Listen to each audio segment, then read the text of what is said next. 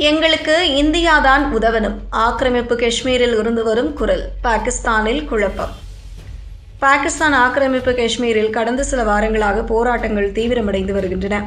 அத்தியாவசிய பொருட்களை அந்நாட்டு அரசு முடக்கியுள்ள நிலையில் இந்தியா தங்களுக்கு உதவ வேண்டும் என்று ஆக்கிரமிப்பு காஷ்மீரில் போராட்டங்களை நடத்தி வரும் கூட்டு அவாமி நடவடிக்கை குழு தலைவர் சர்தார் அமன் கான் வெளிப்படையாகவே கோரிக்கை விடுத்துள்ளார். இந்தியாவின் ஒரு பகுதியான காஷ்மீரின் சில பகுதிகளை பாகிஸ்தான் ஆக்கிரமித்து வைத்திருப்பது அனைவருக்கும் தெரியும். இந்த போராட்டத்தை ஒடுக்க பாகிஸ்தான் பல மோசமான நடவடிக்கைகளை எடுத்து வருகிறது.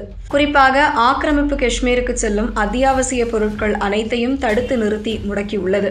இதற்கிடையே ஆக்கிரமிப்பு காஷ்மீரில் போராட்டங்களை முன்னின்று நடத்திய கூட்டு அவாமி நடவடிக்கை குழு தலைவர் சர்தார் அமன் கான் சில கோரிக்கைகளை விடுத்துள்ளார்.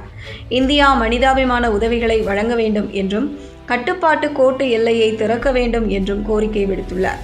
இது தொடர்பாக சமூக வலைதளங்களில் பரவி வரும் வீடியோவில், எங்களுக்கு இந்தியாவின் உதவி தேவை, அத்தியாவசிய உணவுப் பொருட்களுக்கு தட்டுப்பாடு ஏற்பட்டுள்ளது, மருந்துகள் கூட கிடைக்கவில்லை, இந்தியா எங்களுக்கு உதவ வேண்டும் என்று அமன் கான் கூறியதாக தெரிகிறது. எனினும் இந்த வீடியோவின் உண்மைத்தன்மையை உறுதிப்படுத்த முடியவில்லை. இது கடந்த ஜூன் 30 நடைபெற்ற பொதுக்கூட்டத்தில் எடுக்கப்பட்ட வீடியோ என தெரிகிறது.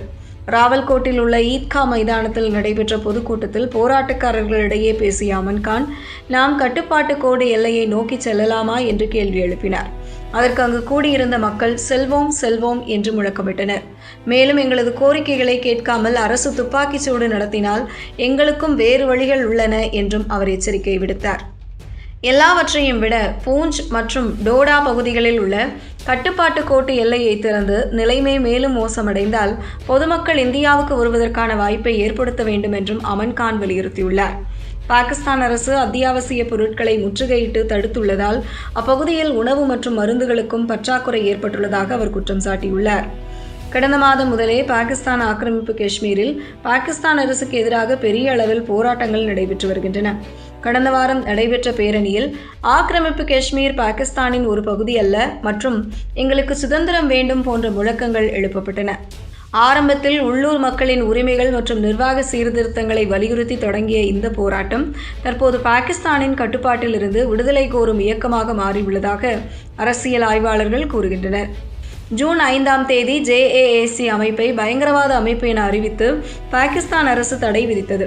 அதன் பின்னர் பாதுகாப்பு படையினர் நடத்திய நடவடிக்கைகளால் போராட்டம் மேலும் தீவிரமடைந்ததாக கூறப்படுகிறது. போராட்டக்காரர்கள் மீது பாதுகாப்பு படையினர் நடத்திய அடக்குமுறையில் பலர் உயிரிழந்ததாகவும் ஏராளமானோர் காயமடைந்ததாகவும் தகவல்கள் வெளியாகியுள்ளன.